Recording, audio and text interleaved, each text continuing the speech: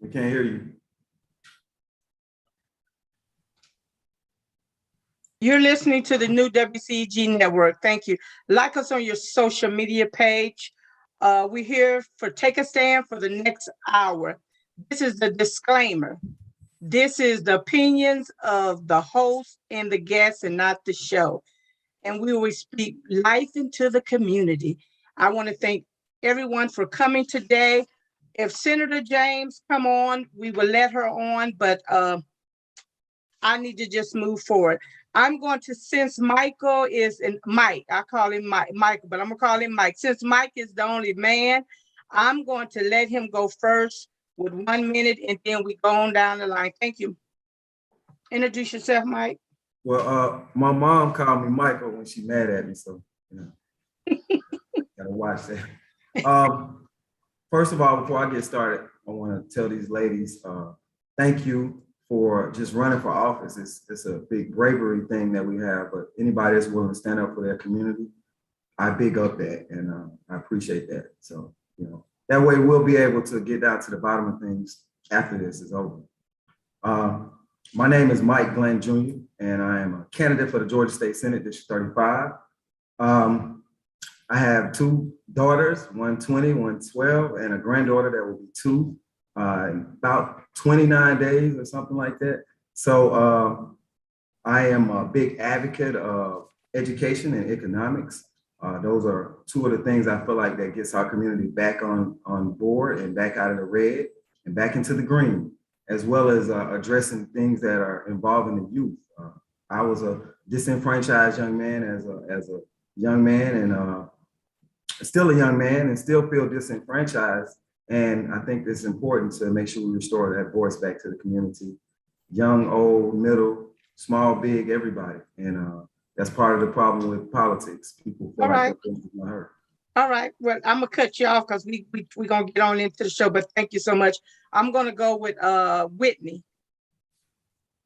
Thank you so much for having me today, Damita. And again, I join in with Mike, and big ups, as he said, to everybody that's running, because at the end of the day, I think we all have at the heart of it that we really want to make a difference and a change for the people that we're hoping to be elected to serve. I am currently an attorney, a wife, and a mother of 2. What made me decide to go ahead and get into politics now and run for this position, I have the opportunity to work in child welfare law. And I noticed that a lot of what plagues our society or our community is that we don't have a lot of connectivity to services. District 35 is unique in that we do have a very robust offerings here, but a very much so a disconnect in how we're connecting people to those services. We talk about a lot about public safety and how we want to advance our society, but there's not a lot, at least that I see going on, to keep folks from getting there in the first place. It makes me think back about my childhood. You know, I was a very, very rambunctious kid, a go-getter, and I got into a lot of trouble because of it. And I think about how my community always had my back, from my parents, my cheerleading coaches, you know, band directors. I'm gonna cut you off, but thank you so much on that. Sorry, but we just got, you know, we on the time. Lula. Hi, my name is Lula Gilliam, and I am running for office because I know that we can do better here in District 35. I have been in Georgia for almost 35 years. I have a daughter who's the product of Fulton County Schools. She attended Creekside, and she went from Creekside and graduated from Georgia Tech. I know the power, the transformative power of education. And it's something that I want to bring to this district. I don't want to be satisfied until each and every school that we have is operating in the 90th plus percentile. I know that that is going to transform the lives of our young people. For the past 32 years, I have run an agency, which I founded in its youth enhancement services, to work with out of school youth. I have so many young people that came to my program, got their GED, went on to colleges, technical schools, and now they are earning a living wage. I will not quit until those opportunities are here for everybody. Thank you so much. I'm gonna cut you off. We're going to move on. The senator is not here. The first question is, and I'm going to, since I got Miss Lula on, I'm going to start with her. Why did you want to be a state senator? Well, Real short. okay, well, I've worked forever in the programmatic aspect, and I find that programs, they're great, but we need policy changes that comes from the state to impact the educational needs in our community. Policy is critical. Thank you. We're going to go with Mike. Thank you for the question. One of the reasons is I got extensive experience in the legislative process with my experience at the Capitol. And I too believe that legislation and policy is what shifts our community towards a better direction of growth. And so I believe as a state senator that I can make a really big impact on legislation and policy, as well as being able to just unify my community. Thank you so much, Mike. Whitney? Yes, so I'm in court daily, and I see every day how bad laws or poorly written laws adversely impact people's lives on a ground level. And so I really wanted to have the opportunity to change some of that legislation and help to create new laws that will strengthen our communities. Thank you. Okay, since we're at Whitney, I'm going to go. What type of legislation would you propose to support small business in urban areas? So for small businesses, I would love to have legislation that is geared towards work readiness. I think it's very important that we let children know that you can have a robust, successful career that doesn't necessarily have to include college. A lot of our small businesses are in production of items, providing customer service to individuals, and they need a skilled labor force. We have a very robust network right here in our backyards, and so I would really like to see more legislation towards getting kids work ready with that GED or high school diploma. Thank you. What about you, Lula? Well, pretty much the same. I agree. We have to also have incubators to grow our small businesses.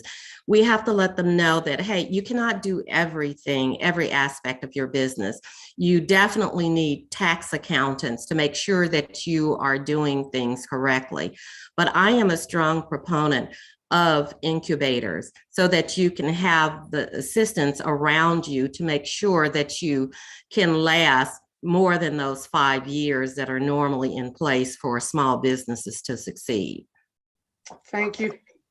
Mike? Well, thank you for the question. As a small business owner myself, I understand how hard it is just to survive and try to maintain as a small business owner. So I look to provide those resources that are strengthening not only our non-traditional routes of being able to get funding and support, but to also be able to keep and sustain businesses through the career force. I was a high school dropout, so I felt like that it was important. Although I got back on track and got my diploma and everything, I feel like it's important for us to be able to get that transferable skill set ready in these young children at an impressionable age where they can still gain that skill set and be proficient in it, so that when we're going into the career force, they're not just going in entry level with that stagnant staying over their head to where they're just entry level, but with the opportunity and process to grow. Thank you. I'm gonna stay with you, Mike. Do you support term limits? Why and why not?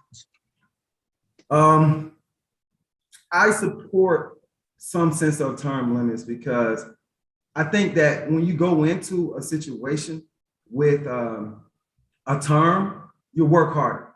You work harder towards getting things done, and you have a short period of time. So you don't have, well, I'll do this in 10 years, I'll do this in 15 or 20 years.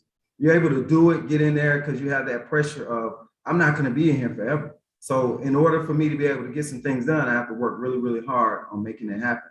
Plus, I think that we should go into office with a succession plan. So myself, if I'm elected, I plan on going in with a succession plan and making sure that I'm preparing the next generation for not only the political roles, but the political involvement that it's going to take for them.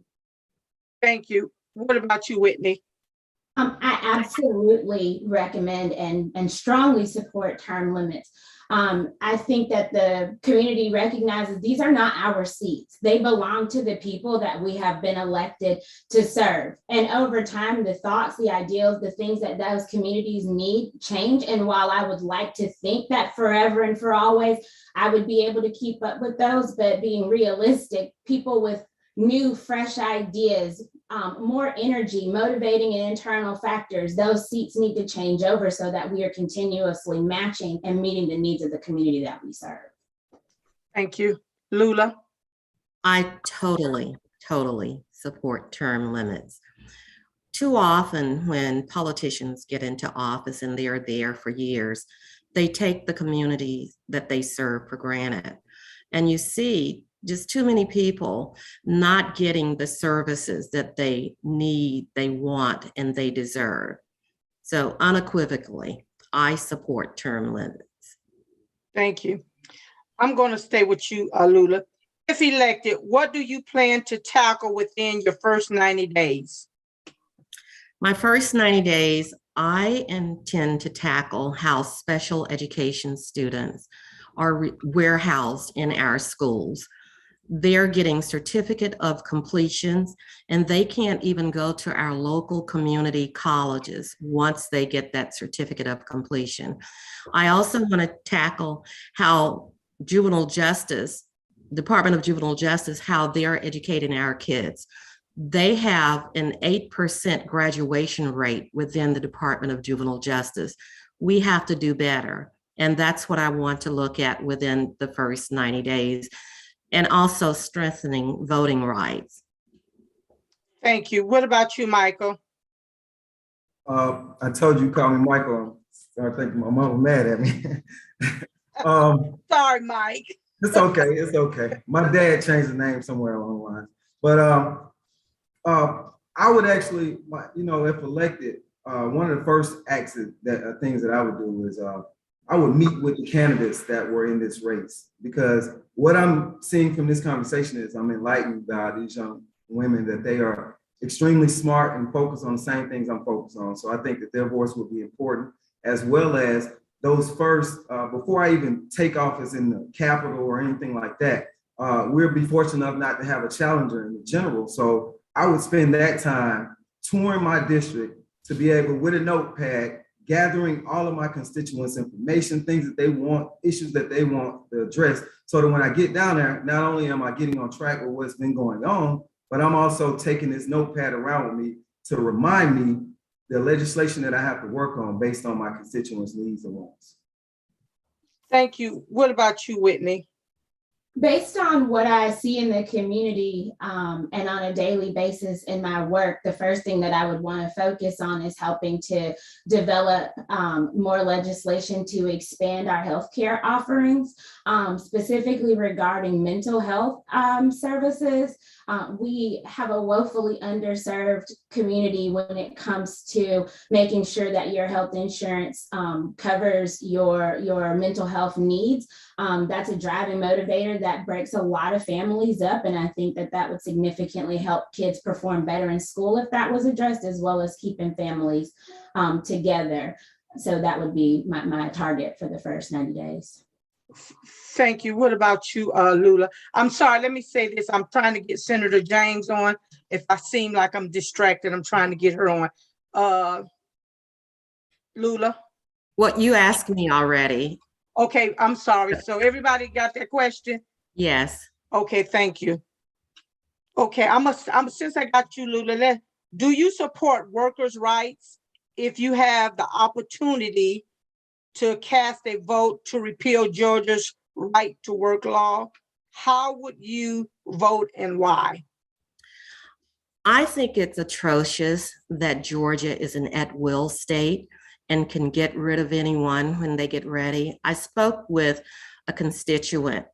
This was yesterday, and she had COVID twice. She worked for DFACS, and she ended up losing her job because she was sick. We have to stand up for people and to make certain that that does not happen, that you can just lose your job and your ability to take care of yourself and your family just because someone decides that it's time for you to go without reason, without just cause. Thank you. Before we go to the next person next, Senator James is on. Senator James, please unmute your mic and give a 1 minute telling who you are. Hello, I'm Senator Donzella James, and I'm a little late because we're having an Interstate Corporation Committee meeting at the same time that you're having the Zoom. We are in session, and I am the chair of this committee, probably the only Democratic woman chair that we have in the House or the Senate. So I take my job seriously, and I had to open up the meeting first and hear two bills. So I'm scooting over here. I'm still in the Capitol just to speak to you today. But I have it's an honor to serve. I've been working very hard for years, and I want to continue to run, and because I've made close relationships and built coalitions with so many people, and we are continuing to be out front to stop bad legislation and to listen to people's concerns. And where there are antiquated laws, we want to make sure that we change them. So I do so much research. I talk to so many people all over the country who are legislators. So my minute is probably up, but it's a pleasure to be here, and I'll stay on as long as I can. Okay, thank you. I'm going to ask you that question while I got you and I go back. Do you support workers' rights? If you have the opportunity to cast a vote to repeal Georgia's right to work law, how would you vote and why? Well, thank you for the question. And of course, I work to protect workers' rights. And this is something that I've been working on for years, but not just me. So many people in the Democratic caucus in the House and the Senate. Every year we try to repeal that law. And it has been 3 people that tried to repeal it this year, but we're not in the majority. So it's very, very difficult to even get a hearing on legislation that the other party is opposed to. So it did not move again, but I have introduced it in the past. So I stand firm with all the workers of Georgia and with the unions to make sure that one day we get more people in the legislature who I call them right-thinking people, who will definitely look out for the people first. That's what I do. It's not just a thing committed to the people, not the politics. It is the way I operate and the reason I'm here. Thank you. It looked like we frozen. Have we? Yes, Damita has system issues today. We had a previous question where she asked about term. How do you feel about positions being held only to a term, or can someone help me rephrase that question? I'm sorry, I'm kind of trying to run the Limit. Yeah, the term limit. Term limits, yeah. She asked would we support legislation that brings term limits. So we've already answered that question. That question is on Senator James. Okay. Sure, I'm happy to answer that. I think this is the people's seat, and the people get an opportunity to vote, and they limit your term by the way you're working and what you're doing for them, or what you can do for them, or whether you listen to their concerns and join them at meetings. So yes, term limits. Okay. Great. Okay. I gotta turn the video. She's back. Okay. Yeah, we just finished the committee meeting for right now. We're done. We just stopped.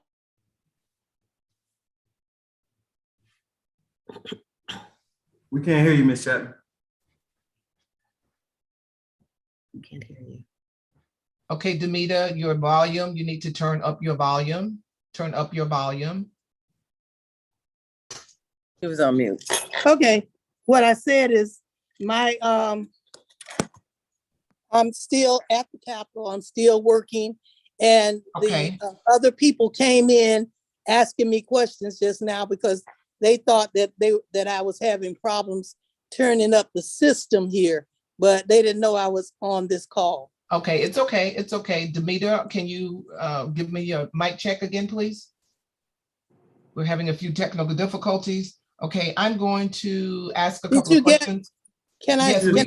Yes, okay, I'm gonna mute. Okay, we got your answer. We're gonna ask another question and we'll go to Ms. Lula. I'm sorry that we're having. If you don't mind, Ms. Penny, if you don't mind, we were already on a question. Ms. Jones and yes, I. Sir. Can you tell me? I'm looking at her list now and I'm going to go to that question. I'm trying to go over her list right now. Can you give me which question she was on? That the question was, do we support the right to work in Georgia? Okay, can you start? Did anyone get a chance to answer? Senator James and Ms. Gilliam answered already. Okay, so can you go, Mr. Mike, and then we'll go to Ms. Whitney. Please, I'm sorry for the technical difficulties. No problem. I definitely support those efforts in the state of Georgia because as a son of a mother who's had to deal with those things and having a union help her, be able to stay on her job, because we live in a time of health and health crisis. So anything can happen. And so we have to be empathetic to the employees because we're losing a lot of workforce now based on certain qualifications for healthcare and things. So I think that our employees and workers definitely need that support and assurance and security because with that, people are able to put more effort into things. And so I definitely would support that. Okay, can you go, Ms. Whitney?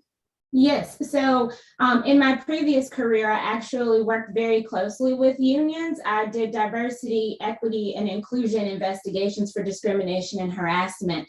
As a woman, as a Black woman, I absolutely support the repeal of that law. Often we are the ones who are the last in and the first out. And I think without opportunities to have community support for each other, without the opportunity to unionize, we are keeping our constituents in a constant state of dependency that's only going to be able to be overcome if we can repeal this right to work and have the opportunity to unionize and make sure that we can build a strong workforce. So I absolutely support repealing that. Okay, Ms. Gilliam, did you have the opportunity to answer that question? I did. Okay, great. The next one on the list is Can I say something about that too? Because I was speaking and then it froze when I was trying to answer the question. But this is Senator James again. I started in unions. I'm a victim of PATCO, and that's, of course, the air traffic control union. My husband was air traffic control also for 14 years before that. So we have, can you cut that? I tried to get on my computer, but it did not. Go ahead and answer. We could hear you. As one who has been a strong union member and understanding all of the problems in the workforce with this bill, this law that we have in the state of Georgia, I definitely have continued to vote against it and to try to stop it, but to no avail at this point.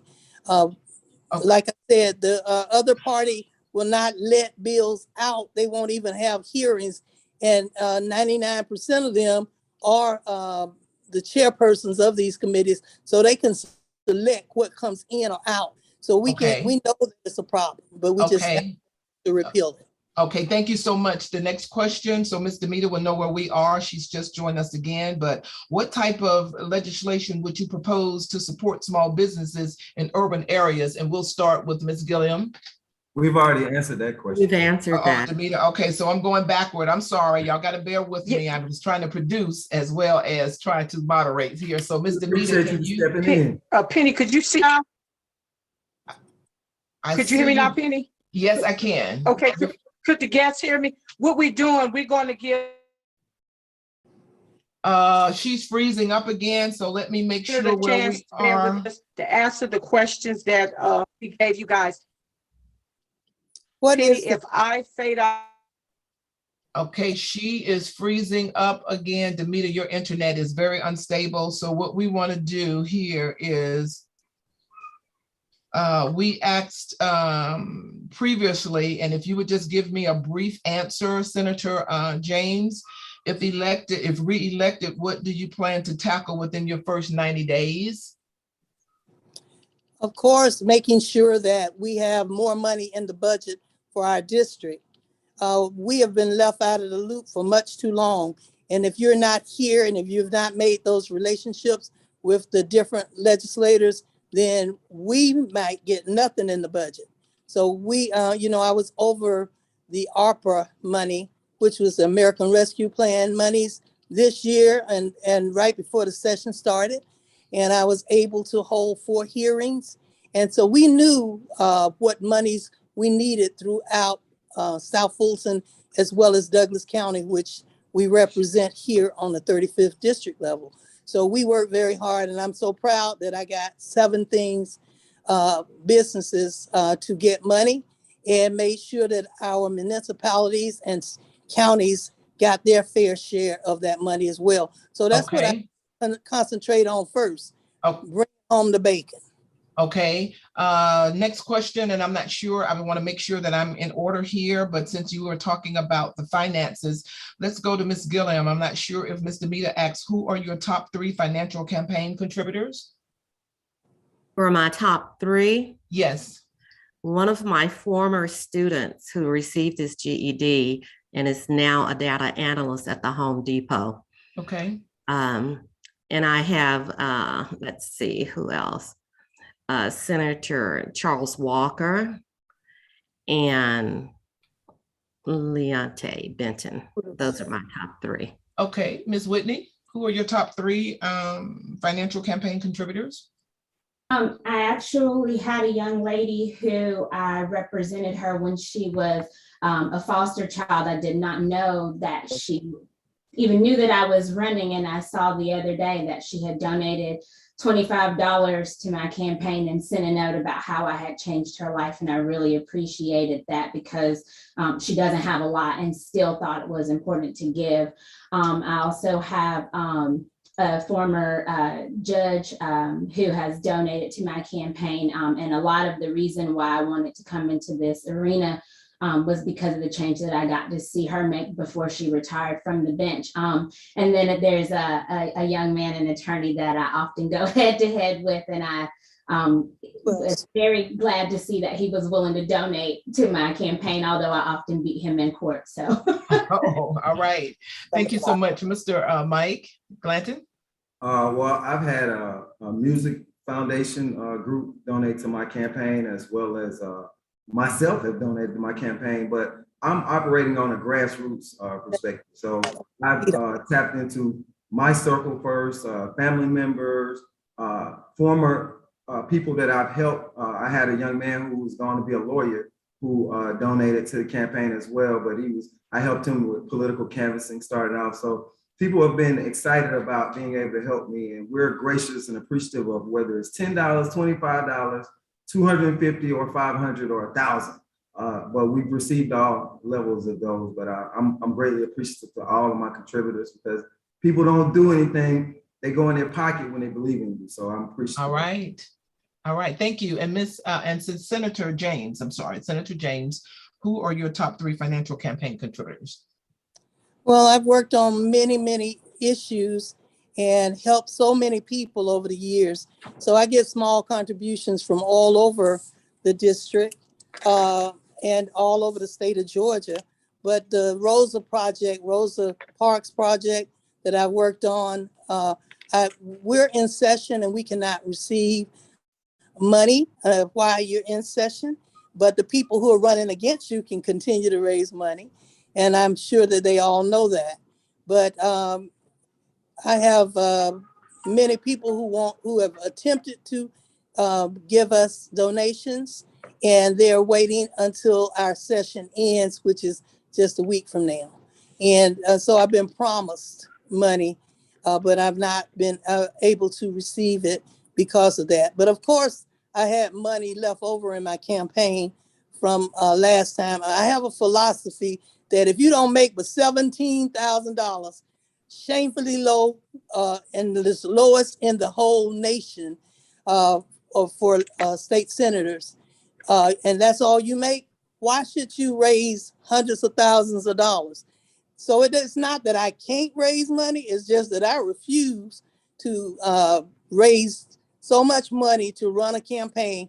I've worked very hard over the district, and if the people want someone who can do the job and who's doing the job, then we'll get elected again. I don't, and I don't try to raise a lot of money, but I do have some big contributors from other times. But this is now, everything is the now and not what happened before. Thank you so much for that. I have a question here that going back to some of the former questions before you came on, if I'm not mistaken. What makes you the most qualified candidate for the position, Senator James? Well, I've been in politics for a long time on the other side even. I worked for people like Gilliam and Shirley Chisholm, even though she wasn't in Congress anymore. She was working at Spelman at the time. I worked with the National Black Caucus of State Legislators for many years, and SCLC and the NAACP. I'm a member of that's been for a lifetime, and they gave me that honor when I was only 25 because I had worked with them for such a long time. That's when, way back when Julian Bond had become the national president. So I'm continuing to be out here and work hard and work smart and make relationships, continue to build relationships, continue to do research. So I'm basically still doing the same thing that I've done, but I keep up on all of the issues and try to make sure that we're out front on the solutions. Okay, thank you so much for that one. And I'm going to have to ask if we did go over this question. What is the most pressing issue facing the district, and what specifically will you do to address it? Was that question previously asked? Okay, great. So we'll start with Mr. Mike Glanton. Do I need to repeat the question, please? You said, what's the most pressing issue what is the most pressing issue facing the district, and what specifically will you do to address it? Starting with you, Mr. Glanton. Well, there are several things that are facing the district that are extremely important. So it's hard to prioritize them, but land use, quality of land use, quality of economic development.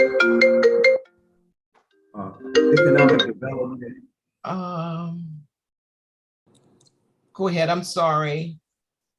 Like I was saying, quality of land use, economic development, and education, quality of education. I think these things help us get back on track immediately by being able to start, gearing ourselves towards legislation that's already being worked on and try to help get that up out of wherever it's stuck at, as well as creating new legislation that's focusing on those things. A lot of people in my district are worried about warehouses and things like that. And I know a person like myself is worried about infrastructure and roads and things like that, or that put us in the best possible position to equal the playing field. And so those will be my focus. My focus is just to try to get us back to a good standard, a good opportunity to where we can start creating those resources and opportunities that we need to be successful on all levels.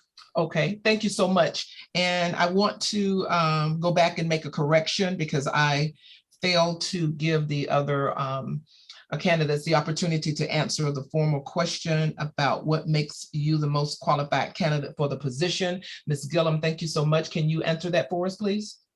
Respond to that. Thank you very much. I have, and I know the pulse of the community.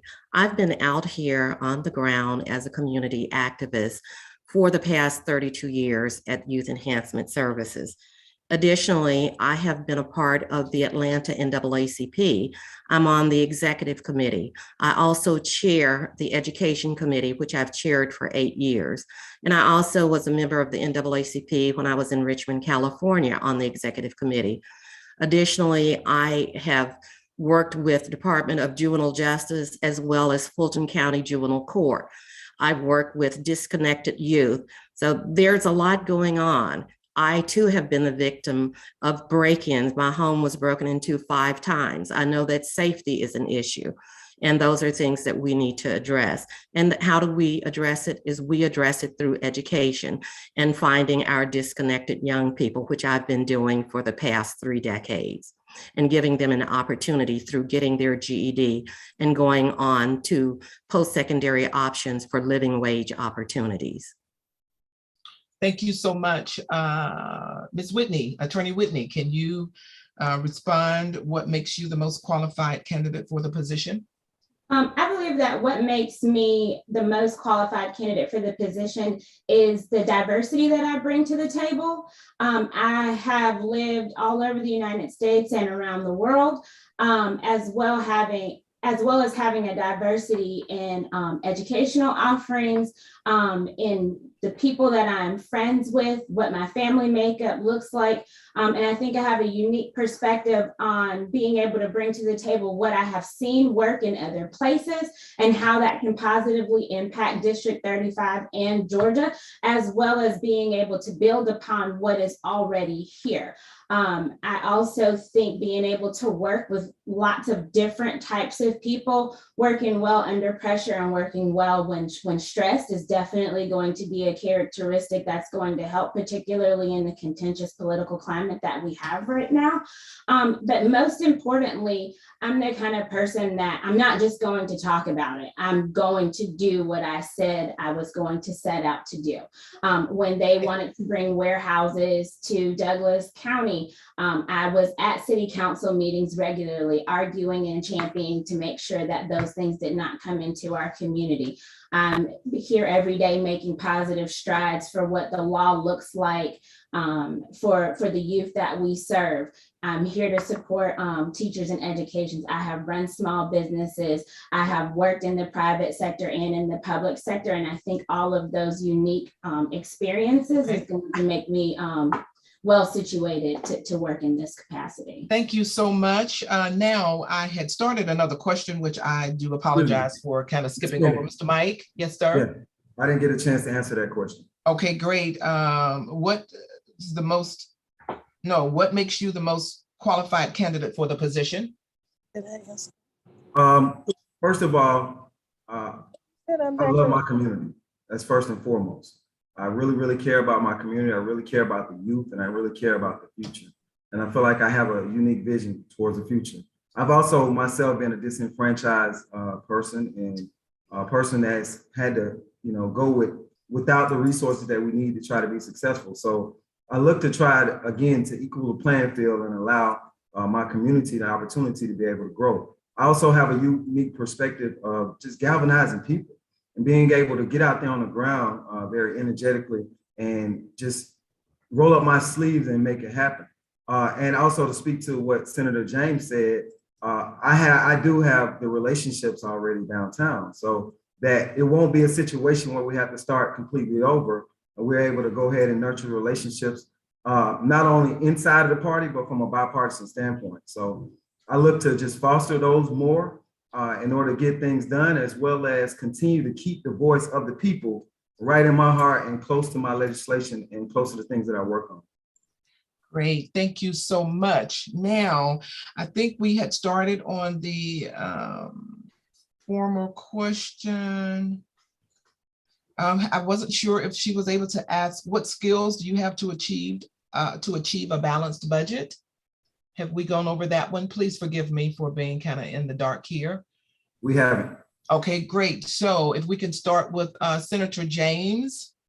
Let's go with, unmute yourself, please. And can you let us know what skills are required or do you have to achieve a balanced budget? Senator James.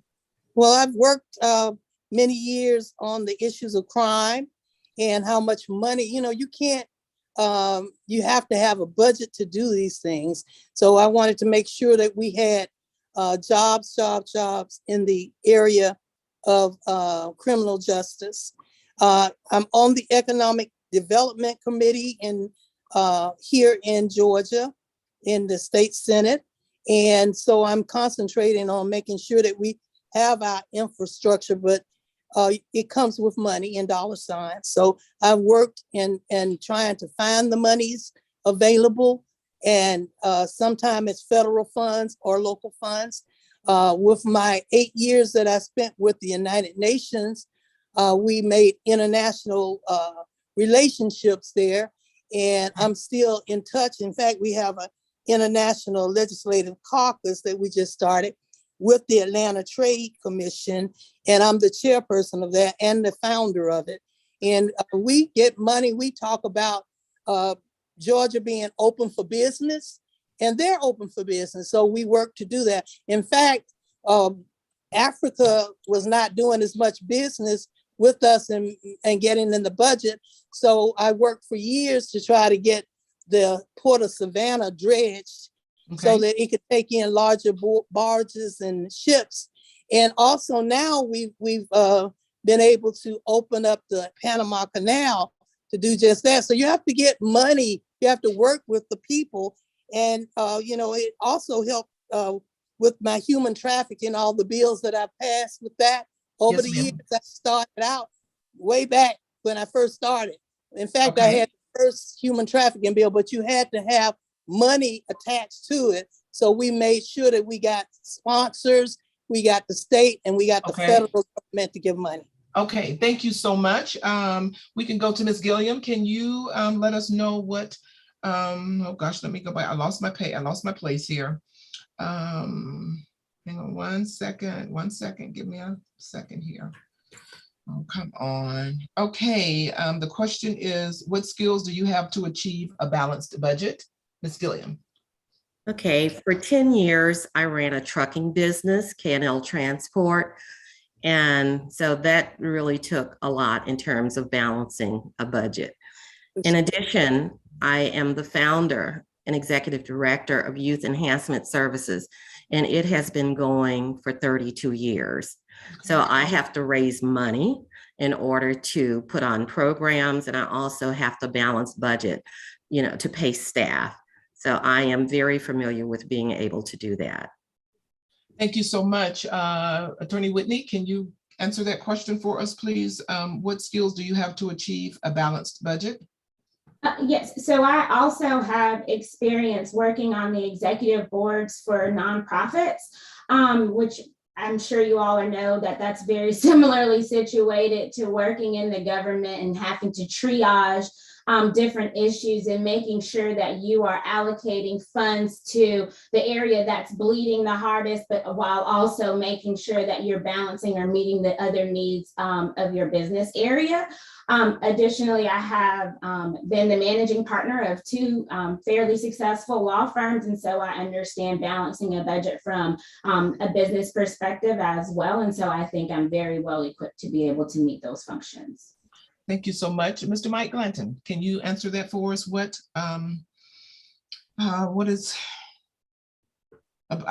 skills do you have to achieve a balanced budget? Well, first and foremost, I have to run my own household, so that requires you to budget things as well. A lot of things that we do. Excuse me? No, go ahead. I was just saying CEO. I hear you. Okay. So many things that we have to do require us to be able to balance those things out. I run a 20,000 square foot film and production studio now that has employees and temporary employees. So balancing the budget is extremely important when running a small business, because you're going to come up short on some places. So like Ms. Jones said, that you have to find where it's bleeding the hardest and how you can patch that up, as well as continue to address other situations and needs. And I remember one of the first budgets that I worked on was when my oldest daughter was 8 years old, and I took on the realms of PTA president and started doing things for the DeKalb County Council of PTAs, as well as the school that she was going to at the time. So, those were some of the first experiences that I had, but I've also worked with my father on several different occasions on budgets that he was working on, whether it be for the state legislature or for the county. So I think that also assessing the issues and being able to talk to the people to know where we're allocating this money, why we're allocating it, and holding accountability for allocation of dollars. So that's part of a budget, not just throwing the money out there, but making sure that it's going in the right places and holding it accountable as well. Thank you so much. I'm going to have to ask another question here to make sure that I am not repeating something that has been already asked. Just trying to multitask is kind of difficult for me at the moment, especially caught off guard too. But did Mrs. Chapman get a chance to ask, what action will you take to grow jobs? Did she ask that question previously? Okay, great. Okay. I'm sorry, what was that? She didn't answer that question. Okay, okay, Senator James, going to start with you. What action will you take to grow jobs, to create jobs here in the district?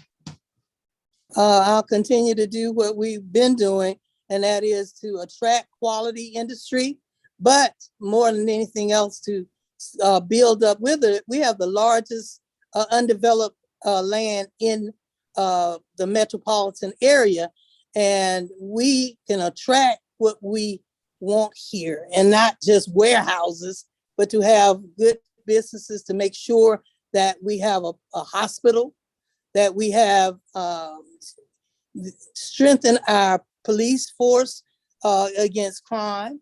And, you know, I was a business owner for 29 years. I owned a large store in Atlanta with my husband.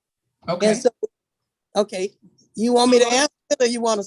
No, go ahead. No, I was just agreeing. I was just saying, okay. I mean, I'm with you. What was the business you were saying about the business? Yes, my husband and I owned a business for 29 years. Okay. And he's my late husband. So when he was ill, we liquidated it, and it was in downtown Atlanta. So, you know, I'm used to working to build skills. And we were very young. We got married and started our business. In my 20s, I had all these things that I'm hearing other people say that they are doing. So I'm just continuing to build on what I've been able to do and to get jobs there. I'm on education and youth. And in a few minutes, I have to rush out of here and get to that meeting, because this is the last week of the session. Okay. And everyone wants their bills out. So I'll stay as long as I can, but I might have to. We thank you so much for taking the time out. Okay, we're going to go to Ms. Gilliam. Can you tell us what actions will you take to grow jobs or to create jobs here in the district? We absolutely have to address what's going on in our schools. A better educated and trained workforce will help us to grow jobs. That's essential. You know, a person going to, you know, buy gas, making $15 an hour, has to work for an hour to buy 4 gallons of gas. So if we can get a better trained workforce, a better educated workforce, we can grow the jobs. You know, there are not a lot of companies that are going to be coming here if our schools are not, you know, graduating our young people, and not just graduating them, but making sure that they are ready for the workforce. So that's what we have to do to grow jobs and to get higher paying jobs in our district. Everything is really buffered by the quality of the education and with public safety in our communities. Thank you so much. Attorney Whitney? This goes back to one of my previous answers, and I will agree with Ms. Lula that we absolutely need to make sure that we have workforce ready individuals coming out of here. But I will say that our district is doing quite well, particularly in Douglas County. We've been voted for the, I think, 3rd or 4th year in a row now, one of the best places in the nation to do business. Companies are coming here. They are chomping at the bits to be in this district, and we've got to make sure that we are educating and promoting the students that we're producing so that they can be ready for school. We also need to focus on vocational rehab. There are so many skilled individuals who may not have taken a traditional path into the workforce, or may need a little bit of extra assistance, but they are able to work and can work and want to work. So we need to have robust vocational rehabilitation programs for those individuals. And I also think that it's very important that we push more initiatives like Ban the Box, so that when our citizens who have previously been incarcerated are released, that they can get good paying jobs and become the contributing members of society that they want to be, so that industries recognize that we are not only going to pump out a product for them, but that we're going to promote and produce long-term committed citizens and residents of this county who want to work for these companies. And the jobs, I think, will come. Thank you all so much. We are winding down to the last few minutes. And what I would like to do, I want to give each of you. I didn't get a chance to answer that I'm question. sorry, Mr. Mike. I'm sorry. I do apologize. Please, I'm please. the only man. Y'all can't forget me. No, I know it's me. It's me back here behind the controls and trying to make sure that the Zoom goes out to the various platforms and keeping everything online. And Ms. Damita does send her apologies, but her internet went totally out and she sends her apologies. So Mr. Mike, I do want to give you the opportunity to answer that question, please. I'm sorry. And also, I thank you for just jumping in and continuing this. So one of the things of a narrative that we have in Georgia is that we're #1 for doing business, right? And it may be true to some businesses, but it's not true to every business. So I think that we have to really start taking a hard look at the businesses that haven't been in the environment of it's very good to do business in Georgia, and see how we can support them. And again, I agree with with my counterparts here that, you know, we have to start strengthening our educational system to tie it into the economic system as well, so that we can start having a direct path straight towards that. And then we can start preparing these young kids with a transferable skill set, and also including the industries in the curriculum to be able to support that initiative towards that steering down that path. So that way that we can start employing some of the people in our immediate geographical location. Being in film and production, I see a lot of productions, and I see people come from other places to do those productions, and then they go other places. But these are jobs that our community could be doing. And now it creates those opportunities that lessen those normal hardships that we're used to dealing with, like paying for gas, sitting in traffic for hours, paying for high prices of homes and food and things like that. And what that does is it gives the industry a stronger opportunity for a workforce by having immediate people in their geographical location to be able to work from it, which takes away from those travel times, so where they can put more time back into the house or in their community. Or it also takes away, it also adds to the retention level and creating more home buyers in the area and lowers the recidivism rate. I'm a big proponent of not thinking that we can police our way into prosperity more than we can economically get ourselves in a better position to be able to lower crime and lower disparities and things that we are used to dealing with that we're passing down from generation after generation. So our economics is extremely important. And like Ms. Gilliam said, preparing the youth for that transferable skill set that allows them the opportunity to get the edge and be above average in terms of their succession in careers and jobs and things like that as well. Okay, and thank you so much. And we are preparing to wrap up. And I would like to give, based on the time left on the clock, 6 minutes. I need to divide that into 4 people. So I would give you 1 minute and 10 seconds to be able to tell me closing remarks, tell our audience closing remarks, or give something towards your campaign platform. You have 1 minute and 10 seconds. We'll start with you, Senator Donzella James. You are on mute right now. You're muted. There we go. Thank you very much. And thank you other candidates too. This is a job that is not easy. You get here and you find that you work long hours, 10, 12, 14 hours sometimes. But I'm willing to offer myself to serve once again, to try to stop crime or slow it down, and to make sure that we have safer roads. Many of you know I lost my son to a drunk driver when he was a senior at Westlake High School, and I happened to be the PTA president at the time, and I've used that time to stop not just drunk drivers, but drug drivers, distracted drivers. I want to make our roads safe. Human trafficking has been one of my major issues too, and I'm very proud that we have been able to introduce legislation and to stop bad legislation when it comes to those kind of serious issues that directly impact our area. I want to continue to build on economic development. I'm proud to be one of the members of the Economic Development Committee, and I'm on the Mental Health Commission for Georgia. I'm the governor's pick. It's only 2 legislators that serve on that. And we have serious problems with disabilities and with mental challenges, especially with our youth, our adolescents. So I want to continue to work on that. Healthcare, of course, is important. Last year, out of nowhere, I caught COVID, and I was in the hospital almost 6 months. But thank Senator God. James, thank you so much. You've gone over your time. Doing We're well, down even to I have- 4 minutes.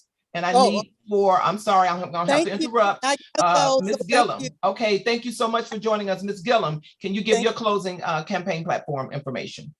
Yes, please go to www.electlulagilliam.com and you will have my priorities for enhancing education impact strategies, redefining public safety, strengthening voting rights, as well as improving affordable housing outcomes, and how to initiate real criminal justice reform, developing greater mental health resources, as well as guaranteeing health care for all Georgia citizens. My pet project is education. 75% of incarcerated Georgians did not complete high school. That is something we are going to definitely have to address. We have to get our young people educated. In a conversation with Dr. Mike Looney, who's the superintendent of Fulton County Schools, he said during the pandemic that we've lost south of I-20, 20% of our young people have not returned back to the classrooms, and they are out looking. That is the makings of a perfect storm. We have to find our disconnected young people and integrate them back into the system, destigmatize the GED, they're obtaining a GED, and to help our young people to become successful. So I am ready to roll on the first day. It's no different than what I've been doing all of my life, with boots on the ground, finding solutions for the challenges that we face. Thank you very much. Thank you so much. Attorney Whitney, can you give us your closing platform comments? I just want the public and those that are listening and the potential voters to know that this is a community that I love, that I'm dedicated and committed to. I'm here to fight for you and what's important to you. I know that District 35 is on the right path to move forward, and I hope to be the candidate to take you there. I want the constituents to know that I'm dedicated to making a community where you do want to live, play, and work. A community that is committed to the development of their children, a community that does not overlook its elderly, a community that wants to be safe for all of the people, a community that has a strong and robust workforce, and also a community that has entertainment offerings, things that make people want to come to this area, want to stay in this area, want to spend their money in this area. I want us to be able to have communities like they used to, where kids get to stay outside and play until the street lights come on, that you know your neighbors. And I feel like all of those things combine and come together to help us move this district and the state of Georgia forward.